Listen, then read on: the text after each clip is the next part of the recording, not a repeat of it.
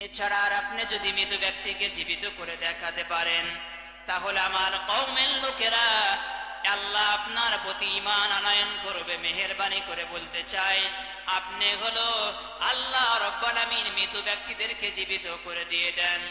আল্লাহ রাব্বুল আমিন জিবরাইল আলাইহিস সালাতু সালামের মাধ্যম দিয়ে আল্লাহ রাব্বুল আলামিন হযরত ঈসা আলাইহিস সালাতু সালামের কাছে পয়গম নিয়ে আসলেন। হযরত জিবরাইল এসে বললেন, হে আমার আল্লাহর পয়গম্বর, আল্লাহ রাব্বুল আমিন আপনাকে সুসংবাদ জানিয়েছে, আপনার সামনে যেই কবরটা আছে এই কবরকে যদি আপনি ডাক দেন, বিইজনিল্লাহ আল্লাহর অর্ডারে দাঁড়িয়ে যাও, তাহলে আল্লাহর হুকুমে মৃত ব্যক্তিটা জীবিত হয়ে যাবে। আল্লাহর অর্ডারে এই ব্যক্তিটা, আল্লাহর নবী এবার মৃত ব্যক্তিকে ডাক দিলেন, বিইজনিল্লাহ দাঁড়িয়ে যাও। আল্লাহর হুকুমে মৃত ব্যক্তি জীবিত হয়ে গেল। জীবিত হওয়ার সঙ্গে সঙ্গে এবার তাকে সালাম জানান, আসসালামু আলাইকুম ওয়া রাহমাতুল্লাহি ওয়া বারাকাতুহু। আল্লাহর নবী ঈসা আলাইহিস সালাতু সালাম সালামের জবাব দিলেন। দেওয়ার পরে বললেন, তুমি তো কবরে গিয়েছো, তোমার কবরে যাওয়ার বয়স তোমার কতখানি হলো? হযরত ঈসা আলাইহিস সালাতু সালাম যখন বলেছেন, বলার সঙ্গে সঙ্গে এবার কবরে যে ব্যক্তিটা ঘুমিয়েছিল, এবার তিনি বললেন, আমি হলো 450 বছর হলো আমি হলো কবরে ঘুমিয়েছি। এবার বলো দেখি তোমার সঙ্গে তোমার আল্লাহর ফেরেশতারা কেমন আচরণ করেছে। এবার নূহ আলাইহিস সালাতু সালামের সন্তান ডাক দিয়ে বলে, আমার জীবিত আমার মৃত্যুবরণ করে হয়েছে 450 বছর। আমার কাছে যখন মালাকুল মউত আজরাইল আলাইহিস সালাতু সালাম এসেছেন, আসার পরে আমার যখন জানটা কবজ করেছে, রূহটা যখন আমার দেহ থেকে বের করে নিয়েছে, নেওয়ার সময় যে আমার যে যন্ত্রণা, আমি যে কষ্ট অনুভব করেছি, আজও 450 বছর হয়ে গেল কবরে ঘুমিয়ে আছি, এখনো পর্যন্ত আমার এই চূড়ার ব্যথাগুলো যায় নাই। জুড়ে বলেন না সুবহানাল্লাহ। জনাবে মুহাম্মদ রাসূলুল্লাহ সাল্লাল্লাহু আলাইহি ওয়াসাল্লামের দরবারে এসে ডাক দিয়ে বলেন, ইয়া রাসূলুল্লাহ, ইয়া হাবিবাল্লাহ, আমি তো যখন বাসায় থাকি আমার মনটা আপনার দিকে থাকে। আমি যেখানে বসে থাকি, মাঠে কাজ করি, আপনার কথা আমি চিন্তা করি। ইয়া রাসূলুল্লাহ, ইয়া হাবিবাল্লাহ, আপনি যখন মারা যাবেন, ইন্তিকাল করবেন, ইয়া রাসূলুল্লাহ, ইয়া হাবিবাল্লাহ, মারা যাওয়ার পরে আপনার নিকটে তো আমরা কেউ যেতে পারবো না। আপনার সম্মান আল্লাহর কাছে সকলের ঊর্ধ্বে।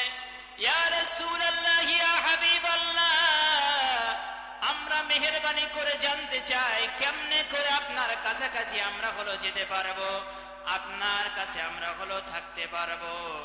আল্লাহ রাব্বুল আলামিন আয়াতে কারিমা নাযিল করলেন, মিনান নাবিয়িনা ওয়াস সিদ্দীকিনা ওয়াশ শুহাদাই ওয়াস সালিহিন। জোরে বলেন না আল্লাহু আকবার। যারা হলো আল্লাহর আনুগত্য করবে, রাসূলের যারা হলো আনুগত্য করবে, এরা হলো যারা হলো নবী, নবীর সঙ্গে এদের হাসর নাসর হবে। আর যারা হলো আল্লাহর আনুগত্য করবে, রাসূলের যারা হলো আনুগত্য করবে, আর যারা হলো সিদ্দিকগণ, যারা হলো শহীদগণ, এদের সঙ্গে তাদের হাসর নাসর হবে। আমরা যদি আল্লাহর আনুগত্য করতে পারি, জোরে বলেন, আজকে আমরা আল্লাহর আনুগত্য করি না শয়তানের আনুগত্য করি?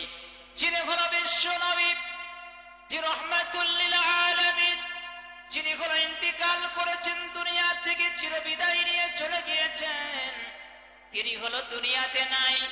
আমরাও কেউ দুনিয়াতে থাকবো না, একদিন আমরাও দুনিয়া থেকে চিরবিদায় নিয়ে চলে যাব। আল্লাহ রাসূল মৃত্যুর পূর্বে আল্লাহর কাছে বলেছেন, ইয়া আল্লাহ, মেহেরবানি করে বলতে চাই, মৃত্যুর যন্ত্রণা থেকে আমাদেরকে মেহেরবানি করে রেহাই দিবেন। আয় আল্লাহ, মৃত্যুর যন্ত্রণা আমার জন্য আপনি কষ্টটা একটু লাঘব করে দিয়ে দিবেন। বলেন তো তাহলে আমরা দুনিয়াতে আছি, দুনিয়ার থেকে চিরবিদায় নিয়ে যখন আমরা চলে যাব, মৃত্যুর যন্ত্রণা আমাদের হবে কিনা? মৃত্যুর যন্ত্রণা আমাদের হবে। এই যন্ত্রণা থেকে আমরা কখনো আল্লাহর কাছে কখনো আমরা কিন্তু পানা চাই নাই। দূরে বলেন চেয়েছে কি? সম্মানিত ভাইরা আমার, আল্লাহ রাব্বুল আমিন পয়গম্বর তিনি হলো চেয়েছেন আল্লাহর কাছে মৃত্যুর যন্ত্রণা থেকে রেহাই চেয়েছেন, আল্লাহর কাছে পরিত্রাণ চেয়েছেন। আমরা হলো তিনার উম্মত, তিনার শাফাআত চান, আমরা কেউ জান্নাতে যেতে পারবো না। কিন্তু বড় দুঃখের বিষয়, আমরা কেউ আল্লাহর কাছে কখনো কিন্তু পানা চাইনি। ঈসা আলাইহিস সালাতু সালামের জামানায় বনি ইসরাঈলেরা হযরত ঈসা আলাইহিস সালাতু সালামকে বললেন, হে আমাদের পয়গম্বর, আমাদেরকে যদি একটি মুজিজা আপনি দেখাতে পারেন তাহলে আমরা আপনার প্রতি ঈমান আনবো। বলেন তো কয়টা? তাহলে আমরা মেহেরবানি করে বলতে চাই, আমরা আপনার প্রতি আমরা হলো ঈমান আনবো। ঈসা আলাইহিস সালাতু সালাম এবার যখন তাদেরকে বলল, তাহলে বলো দেখি কি মুজিজা তোমাদেরকে দেখাতে হবে? এই বলার সঙ্গে সঙ্গে হযরত ঈসা আলাইহিস সালাতু সালামকে ডাক দিয়ে বললেন, আমাদেরকে মৃত ব্যক্তিকে জীবিত করে দেখাতে হবে। এছাড়া আর আপনি যদি মৃত ব্যক্তিকে জীবিত করে দেখাতে পারেন তাহলে আমার কওমের লোকেরা আল্লাহ আপনার প্রতি ঈমান আনয়ন করবে। মেহেরবানি করে বলতে চাই, আপনি হলো আল্লাহ রাব্বুল আমিন মৃত ব্যক্তিদেরকে জীবিত করে দিয়ে দেন। আল্লাহ রাব্বুল আমিন জিবরাইল আলাইহিস সালাতু সালামের মাধ্যম দিয়া আল্লাহ রাব্বুল আমিন হযরত ঈসা আলাইহিস সালাতু সালামের কাছে পয়গম নিয়ে আসলেন। হযরত জিবরাইল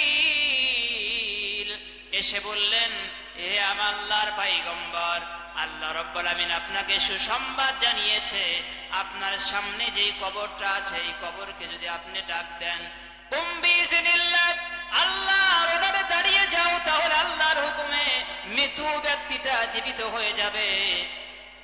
আল্লাহর অর্ডারে এই ব্যক্তিটা, আল্লাহর নবী এবার মৃত ব্যক্তিকে ডাক দিলেন, দাঁড়িয়ে যাও। আল্লাহর হুকুমে মৃত ব্যক্তি জীবিত হয়ে গেল। জীবিত হওয়ার সঙ্গে সঙ্গে এবার তাকে সালাম জানান, আসসালামু আলাইকুম ওয়া রাহমাতুল্লাহি ওয়া বারাকাতুহু। আল্লাহর নবী ঈসা আলাইহিস সালাতু সালাম সালামের জবাব দিলেন। দেওয়ার পরে বললেন, তুমি তো কবরে গিয়েছো, তোমার কবরে যাওয়ার বয়স তোমার কতখানি হলো? হযরত ঈসা আলাইহিস সালাতু সালাম যখন বলেছেন, বলার সঙ্গে সঙ্গে এবার কবরে যে ব্যক্তিটা ঘুমিয়েছিল এবার তিনি বললেন, আমি হলো 450 বছর হলো আমি হলো কবরে ঘুমিয়েছি। এবার বলো দেখি তোমার সঙ্গে তোমার আল্লাহর ফেরেশতারা কেমন আচরণ করেছে। এবার নূহ আলাইহিস সালাতু সালামের সন্তান ডাক দিয়ে বলে, আমার জীবিত আমার মৃত্যুবরণ করে হয়েছে 450 বছর। আমার কাছে যখন মালাকুল মউত আজরাইল আলাইহিস সালাতু সালাম এসেছেন, আসার পরে আমার যখন জানটা কবজ করেছে, রূহটা যখন আমার দেহ থেকে বের করে নিয়েছে, নেওয়ার সময় যে আমার যে যন্ত্রণা, আমি যে কষ্ট অনুভব করেছি, আজ 450 বছর হয়ে গেল কবরে ঘুমিয়ে আছি, এখনো পর্যন্ত আমার এই চূড়ার ব্যথাগুলো যায় নাই। জুড়ে বলেন না সুবহানাল্লাহ। তাহলে মৃত্যুর যন্ত্রণা আছে না নাই? মৃত্যুর যন্ত্রণা আছে, কিন্তু আমরা মৃত্যু থেকে আমরা অনেক দূরে সরে চলে আসি, অনেক দূরে আমরা সরে আছি। আমরা চিন্তা করতেছি যে মৃত্যু আমাদেরকে কখনো স্পর্শ করতে পারবে না, আমরা কখনো মৃত্যুবরণ করব না। সম্মানিত ভাইরা, একটা যুবতী নারী একজন রাখাল দেখেছে, দেখার পরে ওই রাখালটা যুবতী নারীর প্রেমে পড়ে গিয়েছে। বলেন তো কি পড়ে গিয়েছে? সুন্দরী নারী দেখলে অনেক ছেলেরা প্রেমে পড়ে যায় না? প্রেমে পড়ে যায়। এই প্রেমে পড়ে যাওয়ার পরে এবার এই সুন্দরী নারীর প্রেমে পড়ে যাওয়ার পরে এবার সুন্দরী নারীটা নালিশ জানিয়েছে পুলিশের কাছে যে আমাকে এই রাখালটা আমাকে ভালোবাসতে চায়, আপনার কাছে। বলেন তো তাহলে কয়জন হলো? 3 জন। মেয়ে কয়টা? একটা। এবার এই মেয়েটা প্রস্তাব দিয়েছে যে আমি হলো দৌড় দিব, আর আমাকে যে আগে শুতে পারবে তিনজনের ভিতরে তার সঙ্গে আমি হলো বিবাহ বসতে চাই। এবার এই সুন্দরী নববধূ এবার দৌড় দিয়েছে, তিনজনে পিছনে পিছনে ধাওয়া, রাখাল, তৃতীয় নম্বরে পুলিশ, তৃতীয় নম্বরে কাজী, তিনজনে দৌড় দিলেন কিন্তু কেউ ধরতে পারলেন না। যত দৌড়ায় সামনে যায়, অগ্রসর হতে হতে সামনে একটা গর্ত ছিল, গর্তের ভিতরে তিনজনে পড়ে গিয়েছে আর সুন্দরী নারীটা সামনে ওই গর্তটা পার হয়ে চলে গিয়েছে। বলেন তো তিনজন যুবক এখন কোথায়? তিনজন যুবক গর্তের ভিতরে। এই দুনিয়াটা একটা হলো মায়াজাল, দুনিয়াটা একটা সুন্দর নববধূর মতো। আমরা নববধূর পাগল পাড়া, দুনিয়ার পাগল পাড়া হয়ে গিয়েছি। আমরা দুনিয়া ছাড়া কোনো কিছু বুঝি না, কিন্তু হঠাৎ করে দুনিয়া আমরা কেউ ধরতে পারবো না। দুনিয়া ধরতে ধরতে হঠাৎ করে মালাকুল মউত একদিন আমাদের কাছে আজরাইল চলে আসবে। জুড়ে বলেন ঠিক কিনা? আল্লাহ বললেন ওয়ামাল হায়াতুদ দুনিয়া ইল্লা লাইবুন ওয়া লাহাব। এই দুনিয়াটা তোমাদের জন্য খেল তামাশা ছাড়া কোনো কিছু নয়। এই দুনিয়া থেকে চিরবিদায় নিয়ে আবার আমার কাছে তোমাদেরকে চলে আসতে হবে। দুনিয়াকে তোমাদের মহব্বত করা যাবে না, ভালোবাসা যাবে না। অন্ধকার কবরে যখন আমরা হলে চলে যাব, সেখানে আমার এই দুনিয়া কোনো কাজে আসবে না, আমার ভাই কোনো কাজে আসবে না, আমার বন্ধু আমার কোনো কাজে আসবে না, আমার সাথে সঙ্গীরা কোনো কাজে আসবে না। ওই দিন কিয়া ওই কবরের ভিতরে আমাকে একা একা প্রশ্নের উত্তর আমাকে দিতে হবে।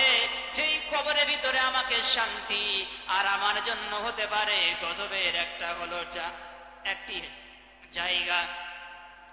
ওই জায়গার জন্য আমরা হলো কেউ পেরেশান নয়, কেউ চিন্তিত নয়। জনাবে মুহাম্মদুর রাসূলুল্লাহ, সকলে পড়ি সাল্লাল্লাহু আলাইহি ওয়াসাল্লাম, তিনার স্ত্রী খাদিজা ইন্তিকাল করেছেন। ইন্তিকাল করার পরে এবার আল্লাহ রাসূল জনাবে মুহাম্মদুর রাসূলুল্লাহ সাল্লাল্লাহু আলাইহি ওয়াসাল্লাম সেখানে দাঁড়িয়ে আছেন। দাফন কাফন শেষ হয়ে গেল। দাফন কাফন শেষ হওয়ার পরে আল্লাহ রাসূল খাদিজার কবর দিকে উঠে না। আবু বকর রাদিয়াল্লাহু তাআলা বললেন, ইয়া রাসূলুল্লাহ, ইয়া হাবিবাল্লাহ, আপনি চলেন না, বাড়িতে চলেন।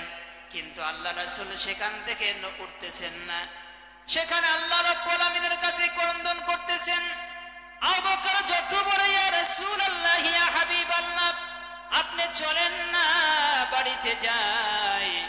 আল্লাহ রাব্বুল আলামিনের হাবিব জনাবে মুহাম্মদুর রাসূলুল্লাহ সাল্লাল্লাহু আলাইহি ওয়াসাল্লাম ততবার বলে, আবু বকর রে, আমি হলো যেই মেয়েকে দাফন করেছি, এই মেয়েটা ইসলামের জন্য এত কুরবান হয়েছে, এত কুরবান করেছে, সম্পদটা সব কিছু দিয়ে দিয়েছে, নিজের সময়টুকু দিয়ে দিয়েছে, শ্রম দিয়েছে ইসলামের জন্য। আর এই মহিলাটাকে আমি দাফন করেছি, তাকে ছেড়ে আমি কেমন করে আমি হলো বাড়িতে যেতে পারি? জোরে বলেন না সুবহানাল্লাহ।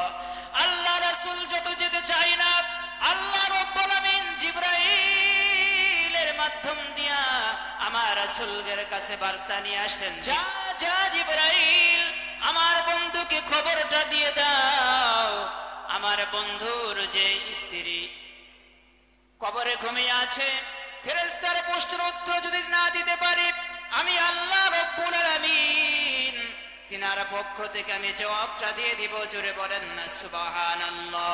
কিন্তু আল্লাহ রাব্বুল আলামিনের হাবিব জনাবে মুহাম্মদুর রাসূলুল্লাহ তবুও এখান থেকে আসতেছে না। তাহলে আমার আপনার কই খবর আছে? নামাজ নাই, রোজা নাই, আমরা হলো সব সময় বিড়ি নিয়ে পড়ে আছি, গাঁজা নিয়ে পড়ে আছি, কিন্তু আল্লাহ রাব্বুল আলামিনের কুদরতি পায় আমরা কেউ সিজদা দিই না, বুক ভরা আশা নিয়ে বসে আছি। আমরা যখন কবরে চলে যাব, ওই যাওয়ার সময় মন কান্না করে প্রশ্নের উত্তরগুলি আমরা হলো সকলেই দিয়ে দিব।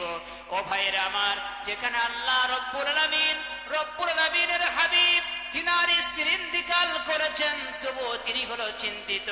হয়তোবা খাদিজা আল্লাহর ফেরেশতার জবাব উত্তরটা দিতে পারবে না, চিন্তায় পেরেশান হয়েছে। কিন্তু আজকে আমরা হলো চিন্তিত নয়, আমরা হলো কেউ পেরেশান নয়। আমরা যখন কবরে চলে যাব, যাওয়ার পরে আমাদেরকে প্রশ্ন করা হবে, মান রব্বুকা ওয়া মা দীনুকা ওয়া মান নাবিয়্যুকা, রব হিসাবে কতটুকু আমি আল্লাহ রব্বুল আমিন আনুগত্য করেছি।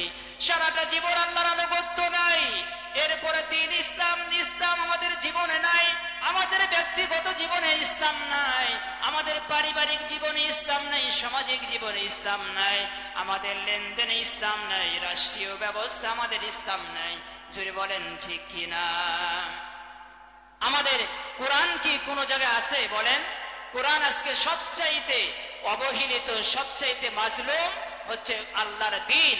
আজকে বলেন যখন বিবাহ শাদী হয়, আমরা এক একটা ভেড়াটি আমাদের এই বাড়িটা বানিয়ে ফেলি। জোরে বলেন ঠিক কিনা?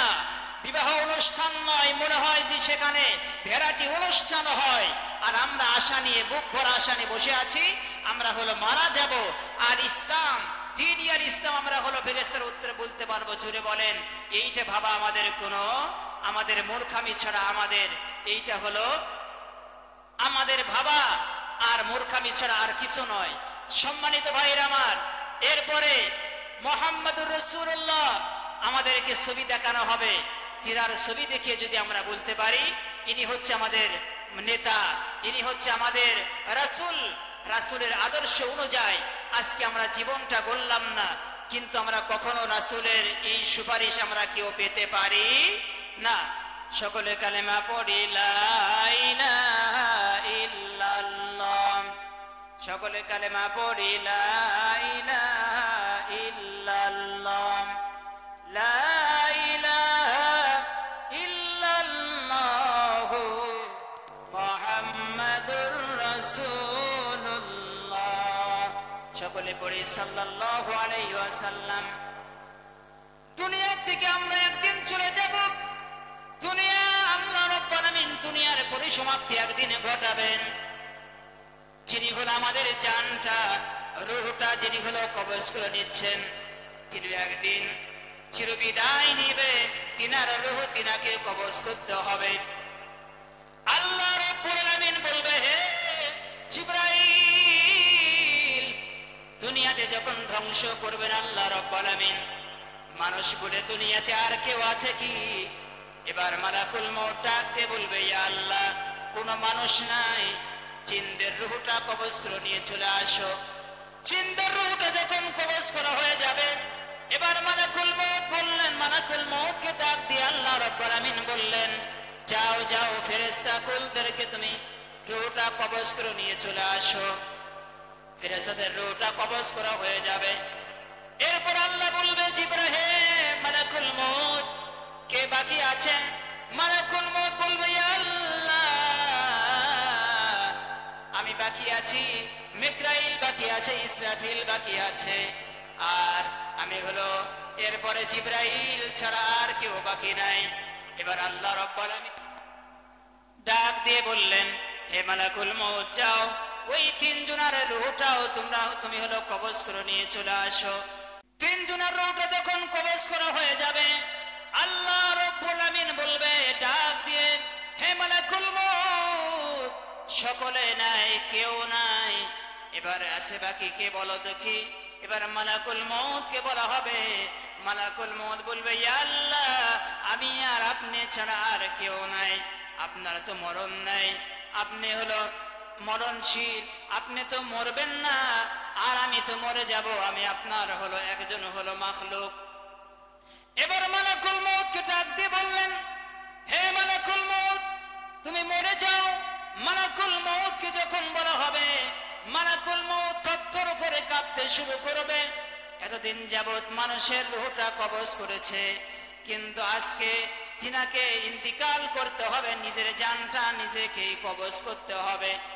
এবার মালাকুল মউত তিনিও শেষ হয়ে যাবেন। যাওয়ার পরে আল্লাহ রাব্বুল আমিন লিমানিল মুলকুল ইয়াউমা লিল্লাহিল ওয়াহিদিল কাহার। জোরে বলেন না আল্লাহু আকবার। মানুষ নাই, জিন নাই, ফেরেশতা নাই, আল্লাহ রাব্বুল আমিন একা একা ডাক দিবে, লিমানিল মুলক, আজকে এই রাজত্ব কার? হে হে নমরুদ তোমরা কোথায়, হে ফেরাউন তোমরা কোথায়, যারা হলো আলেম ওলামাদেরকে নির্যাতন করেছিলে তোমরা আজকে বলো কোথায়? কেউ জবাব দিবে না। আল্লাহ রাব্বুল আলামিন নিজে নিজে বলবে লিল্লাহিল ওয়াহিদিল কাহার, একচ্ছত্র মালিকানা শুধুমাত্র আমার, আর কারণ এই জোরে বলেন না সুবহানাল্লাহ। সকলে কালেমা পড়ি লা ইলাহা ইল্লাল্লাহ, লা ইলাহা ইল্লাল্লাহু মুহাম্মাদুর রাসূলুল্লাহ। জোরে বলেন না সাল্লাল্লাহু আলাইহি ওয়াসাল্লাম। আল্লাহ রাব্বুল আমিন শত শত বছর পার হয়ে যাবে, আল্লাহ রাব্বুল আমিন এবার কিয়ামত সংঘটিত করবে। কেন করবেন? আল্লাহ রাব্বুল আমিন প্রতিদান দেওয়ার জন্য। আমাকে চোখ দিয়েছেন, কান দিয়েছেন, আমাকে সব আল্লাহ তাআলা দিয়েছেন, অঙ্গ প্রত্যঙ্গ দিয়েছেন। ইন্না যায়্যানাস সামাআদ দুনিয়া বিজিনাতিনিল কাওয়াকিব। আল্লাহ রাব্বুল আমিন আমাকে চোখ দান করেছেন, এই চোখের হিসাব আল্লাহর কাছে দিতে হবে। এরপরে আমাকে আল্লাহ রাব্বুল আলামিন শ্রবণ শক্তি দিয়েছেন। আমি কি গান বাজনা শুনেছি না ওয়াজ শুনেছি? আল্লাহ রাব্বুল আলামিনের কোরআন আমি হলো শ্রবণ করেছি না ভেড়াটি আমরা হলো শ্রবণ করেছি? এইগুলো আল্লাহর কাছে আমাদেরকে জবাবদিহি করতে হবে। যারা হলো সেই দিন পাকড়াও হয়ে যাবে, যেই দিন যাদেরকে আল্লাহ রাব্বুল আমিন লাঞ্ছিত করবেন, অপদস্থ করবেন, অপমানিত করবেন, যারা হলো জাহান্নামে চলে যাবে। ইন্না জাহান্নামা কানাত মিরসাদা, যারা জাহান্নামী হবে এদের জন্য জাহান্নামটা উৎ পেতে থাকবে। ওই জাহান্নামীদেরকে ধরার জন্য জাহান্নামে নেওয়ার জন্য জাহান্নামে উৎ পেতে থাকবে। কখন জানি জাহান্নামী আমার কাছে আসবে, তাকে আমার পেটের ভিতরে নিয়ে নিব। ও ভাইয়ের আমার, আমাকে যদি জাহান্নাম আমার জন্য অপেক্ষা করে, আপনার জন্য যদি অপেক্ষা করে, ওই জাহান্নামের আযাব কোন পৃথিবীর মানুষের দ্বারা সম্ভব নয়। ওই জাহান্নামের আগুন সহ্য করতে পারে? জোরে বলেন ঠিক কিনা? ওই জাহান্নামের ভিতরে যখন আমাকে আপনাকে দেওয়া হবে, জাহান্নামীদেরকে জাহান্নামে ফেলে দেওয়ার পরে শত শত বছর পার হয়ে চলে যাবে। জাহান্নামীরা আল্লাহর কাছে ডাক দিয়ে বলবে, আল্লাহ মেহেরবানি করে আমাদের জন্য একটু পানির ব্যবস্থা করে দেন। আয় আল্লাহ একটু পানির ব্যবস্থা করে দিয়ে দেন। এবার পানির ব্যবস্থা করবে, শত শত বছর পার হয়ে চলে যাবে। ইল্লা হামিমাউ ওয়া গাসসাকা, আল্লাহ রাব্বুল আমিন পানির ব্যবস্থা করবেন। জাহান্নামীদের যে পানি হবে টকবকে পুঁজ আর রক্ত, এই গরম পানিগুলি তাদের জন্য বরাদ্দ করা হবে। তাহলে বলেন তো, আজকে একটু গরম পানি আমরা কি খেতে পারি? আমরা খেতে পারি না। আর ফুটন্ত জাহান্নামের টকবকে এই রক্ত পুঁজগুলি যারা হলো জাহান্নামী হবে এদের জন্য খাবারের জন্য পানি দেওয়া হবে। 40,000 মাইল দূর থেকে এই যে পানি, এই পানির যে গরমটা তারা হলো আন্দাজ করতে পারবে। আন্দাজ করার পরে আল্লাহর কাছে ডাক দিয়ে বলবে, আল্লাহ মেহেরবানি করে ওই পানি আমরা হলো চাই না, আমাদের কাছে মেহেরবানি করে পানির কোনো প্রয়োজন নাই। আল্লাহর ফেরেশতারা বলবে, তোমাদের জন্য এই পানিটা বরাদ্দ করে দেওয়া হয়েছে। তাহলে বলেন তো, আমরা জান্নাতে সকলে যেতে চাই, বলেন কি চাই কি চাই না? আমরা সকলে যেতে চাই। আমাদের দুইটা কাজ করতে, বলেন তো কয়টা?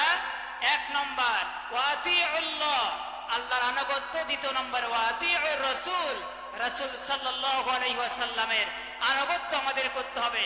যদি আমরা করে যেতে পারি তাহলে আল্লাহ সুবহানাহু ওয়া তাআলা আমাদেরকে জান্নাত দিবেন। আর যদি আল্লাহ সুবহানাহু ওয়া তাআলা রাসূল সাল্লাল্লাহু আলাইহি ওয়াসাল্লামের আনুগত্য করে আমরা যদি না যেতে পারি তাহলে আল্লাহ সুবহানাহু ওয়া তাআলা আমাদেরকে জাহান্নাম দিবেন। মেহেরবানি করে আমাদের সকলকে আল্লাহর আনুগত্য এবং রাসূল সাল্লাল্লাহু আলাইহি ওয়াসাল্লামের আনুগত্য করে আমাদেরকে কবরে যাওয়ার তৌফিক দান করেন, সকলে বলি আমিন। আসসালামু আলাইকুম ওয়া রাহমাতুল্লাহি ওয়া বারাকাতুহু।